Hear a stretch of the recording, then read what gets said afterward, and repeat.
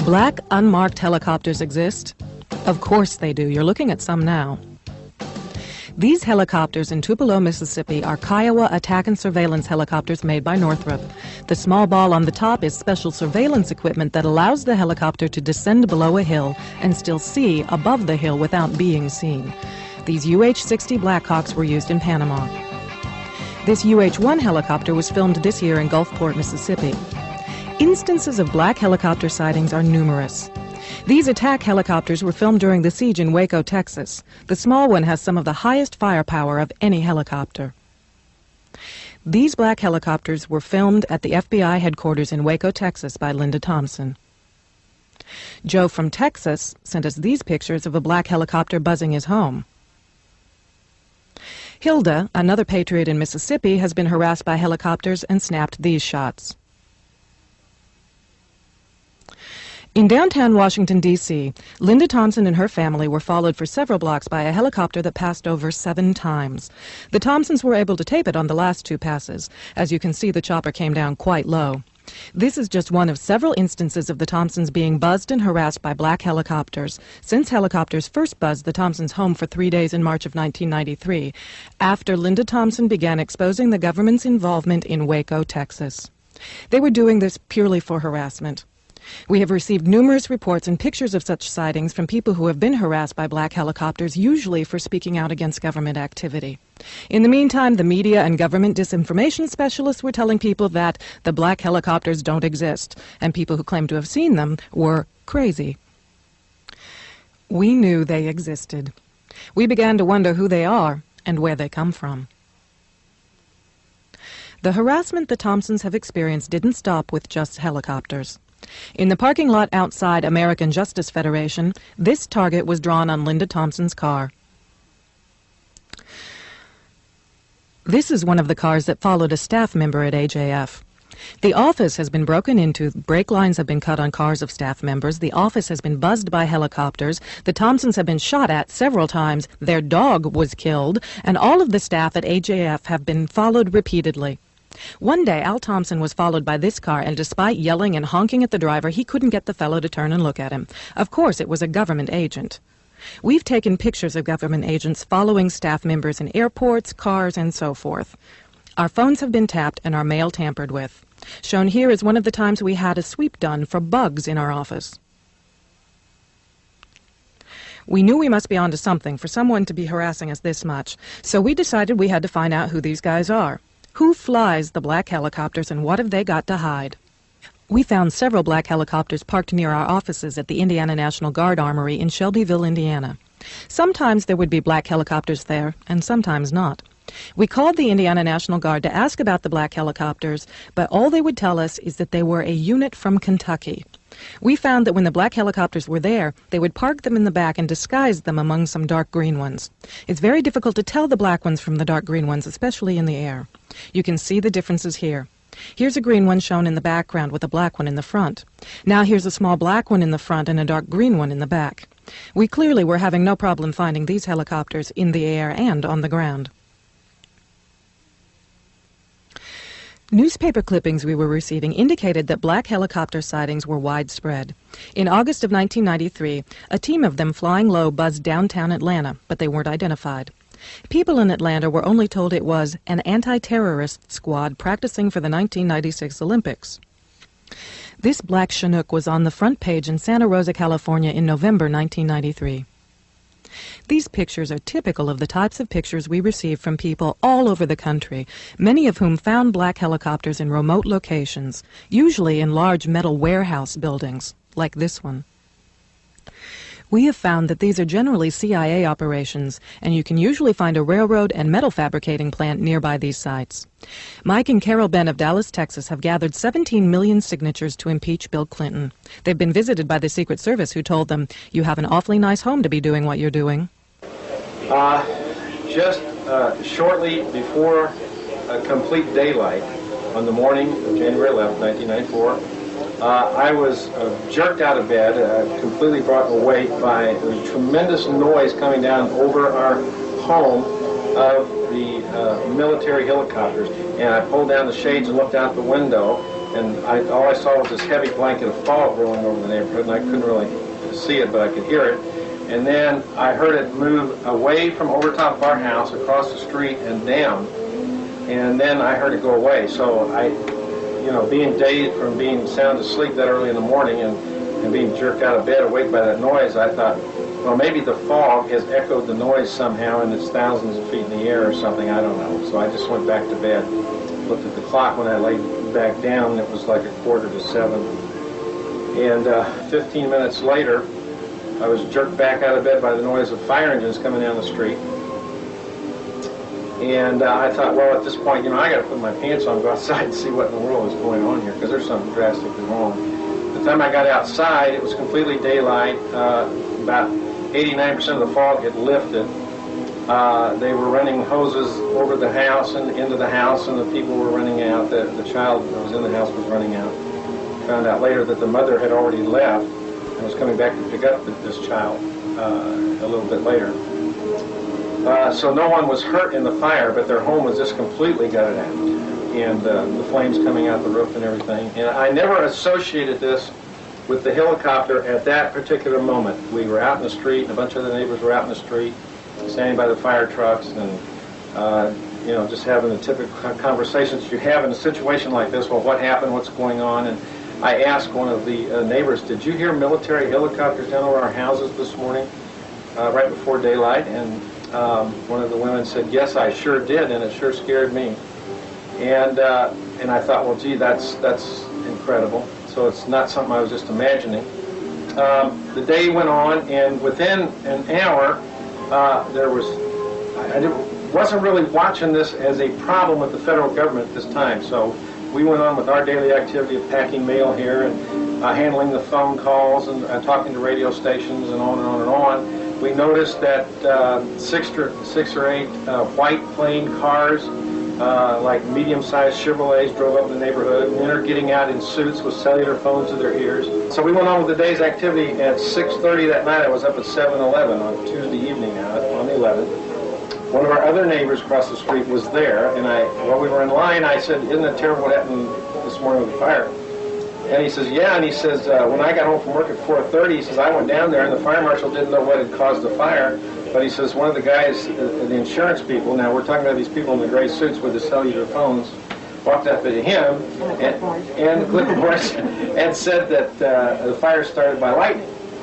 And he said, I thought that was kind of funny because there was no rain or lightning this morning. And I says, well, there sure wasn't any rain or lightning this morning. That house couldn't have been hit by lightning. And all of a sudden, a little alarm started going off in my head that we had a real problem here. And obviously, that was meant for us. And so we're totally alarmed by this time. We know that there is a real problem. We know that that military helicopter, from looking at the roof now, because they got the fire out right away and went into the house. One end of the house, you can tell from the pictures that you've already seen earlier in this tape, the roof was totally burnt off, but at the other end of the house, on the bedroom end of the house, you can see that the round holes were, you know, something obviously entered that house, started on fire. And there's just no question about it. We've seen the beginning of this video. That was a segment of home video from Mike, so we couldn't do anything with the soundtrack you just heard, but we think you'll find these pictures very convincing. As you can see with the aerial on the roof, it'd be impossible for this house to be hit by lightning without burning the ground wires to that aerial. I don't know if we can see the ground wires, test the aerial or not. I'll get in as close as I can. There you go. There's a ground wire running down the side of that pole. And that would definitely be burned in half if the house were hit by enough lightning to start it on fire as bad as this, with holes in the roof and everything. And we can see that that's not so. And of course, the way it's burnt out right here in this area is the kitchen area of the house, and then back here to the left is the garage area of the home. And right in that area to the right of the garage door there, back into the garage, is the utility room, and that's why they have changed it from the house was hit by lightning, because they forgot to take the aerial down, that they're saying that the fire was started by the hot water heater. This is the room where the water heater was located. There is no damage whatsoever to any of the walls or the inside studs. There's no scorching of any of the floors or walls, Even the roof has no damage from the water heater. No damage to the roof could have come from this room. Going to the outside rooms, there's very little damage to those rooms as well. The fire in this house could not have started with the water heater. So Mike checked the electrical system to see if the fire could have been started by an electrical fire, or a lightning strike, as the inspector originally claimed. If this had been an electrical or lightning fire, we would expect to see damage to the electrical boxes. Yet there is none. In fact, there is no damage to any of the interior walls, as there would have been with an electrical fire.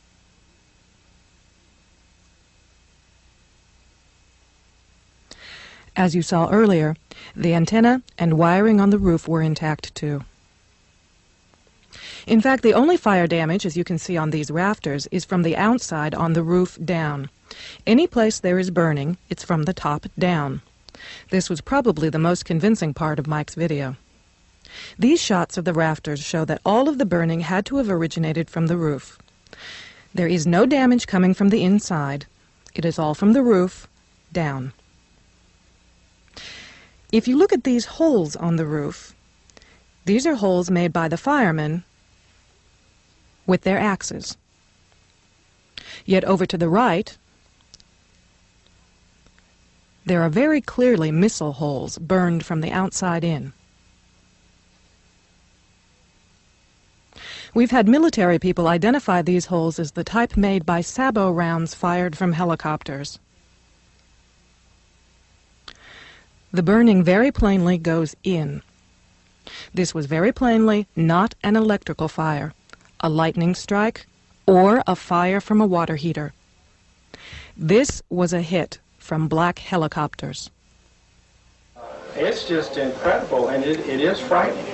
And I'll tell you, the only thing that has saved us here is that Carol and I have realized from the beginning that what we were starting was standing up against the federal government.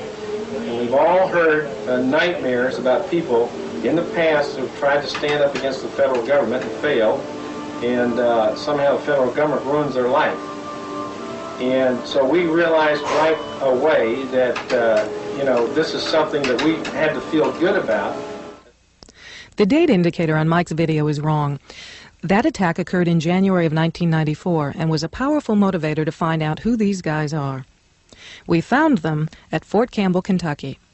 This is concertina wire surrounding the perimeter outside their headquarters, marked by a sign that has the Army Special Operations Group symbol on the left and the 101st Airborne Eagle on the right. This is their headquarters. It is the 160th Special Operations Aviation Regiment at Fort Campbell, Kentucky, often called Task Force 160, or the Night Stalkers. Their chain of command goes up to the Army Special Operations Group commander. They have 600 various types of helicopters at Fort Campbell and keep 300 of them outside at a time. More of their helicopters are located throughout the country. This group is often referred to as Delta Force, but the truth is there is no one Delta Force. Task forces are formed from members of special forces such as the 10th Mountain Division or the 75th Rangers out of Fort Benning, Georgia, or from members of law enforcement such as the ATF, DEA, FBI, IRS, CIA, or other government agencies and even private corporations. The members of the task forces often receive fake orders, so their own units do not know they are participating in a Task Force 160 mission. Task Force 160 members are special operations group leaders in these task forces, and the helicopters are flown by pilots from the 160th.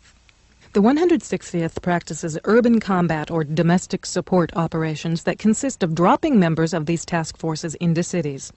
As the parachutists are dropped into the city, the helicopters provide a diversion by firing down on civilian targets. The members of these task forces are given special training along with fake identification. They are dropped into a city where they get jobs, map the city, population centers, police and fire departments, then later they conduct a mock takeover of the city. These camouflaged C-5A cargo planes were at Fort Campbell. 3 stories tall, they can move large numbers of troops and equipment and are usually seen wherever the black helicopters are sent for an operation. In Waco, at the same building where FBI headquarters was located and where black helicopters were parked during the Waco siege, Chrysler Technologies paints these very same C-5As. Some are painted a camouflage color, some plain gray, some with a red, green, and gray color scheme similar to the Arizona National Guard, and some with the red and green FEMA colors. There's obviously a connection between private defense contractors, federal law enforcement, and military special operations groups, which was well established during the siege in Waco and becomes more clear as we see how these groups play a role in the New World Order. In this 1993 Army Field Manual 100-20, Special Operations Forces are particularly well suited to domestic support missions. Domestic means they are to be used on us here in the United States. They are under the U.S. Special Operations and Special Operations Integration Command. They also have a Civil Affairs sister unit at Fort Bragg, North Carolina. Civil Affairs units are propaganda units. Waco was one such domestic support operation involving local and federal law enforcement and military, as shown in the ATF final report. On pages 73 and 78, you can see that the raid was planned by Special Forces from Fort Bragg. The main ATF planner, Bill Buford, was former Special Forces. The raid on Waco was conducted as a military assault, and in our Waco tapes you will plainly see that military Special Forces were in Waco the day Mount Carmel was burned down. Last, the two evaluators, Rod Pascal and Wayne Ishimoto, were both retired Delta Force commanders.